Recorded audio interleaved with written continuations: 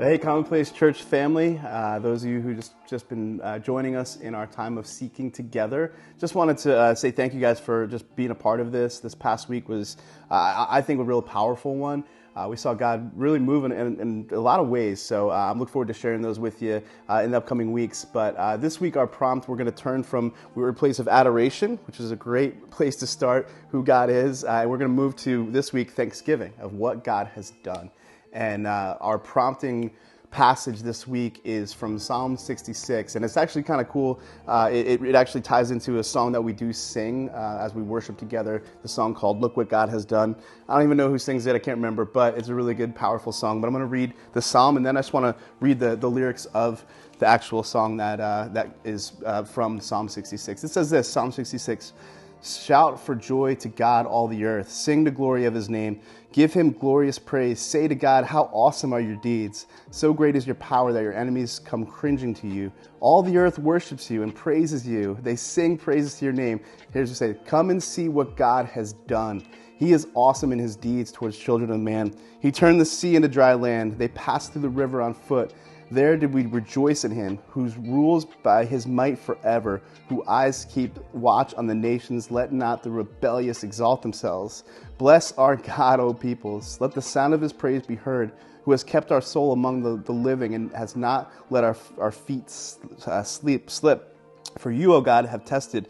You have tried us, silver is tried. You brought us into the net. You laid a crushing burden on their backs. You let men ride over our heads. We went through fire, through water. You have brought us out to a place of abundance." It's really, so real shift here. So it talks about this corporate setting that they're talking about the psalmist. And then the psalmist actually moves to a personal understanding of just God's works. So here it says, "I come into your house of burnt offerings, and I will perform my vows to you." There we go. "That which my lips uttered, all my mouth promised when I was in trouble. I will offer to you burnt offerings of fattened animals with the smoke of sacrifice of rams. I will make an offering of bulls and goats. Come and hear, all who fear God, and I will tell you what he has done for my soul. I cried to him with my mouth, and his praise was on my tongue.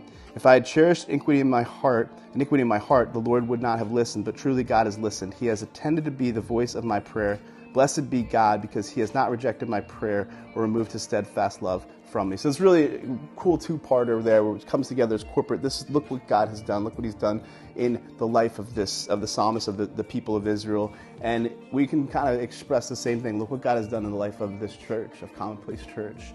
Evidences of that, like we talked about a few weeks ago, just seeing the youth ministry, the youth leaders, the lives of the youth just being impacted in some powerful ways, seeing our kids ministry, just seeing so many different ways that God has moved. And so we get this opportunity to say, look what God has done. And then personally in our own lives. And so this week I pray that we would just reflect on that. We would take time to just recognize the work that the Lord is doing, the work that he's going to continue to do in our sanctification process, and just really focus our time really on the reality of what God has done. And so if you guys get a chance, take a listen to that song, Look What God Has Done. I'm sure you can Google it and find out who actually sings it. But and hopefully we'll sing it soon too as a church. Hope you guys have a great week and look forward to seeing you guys next week.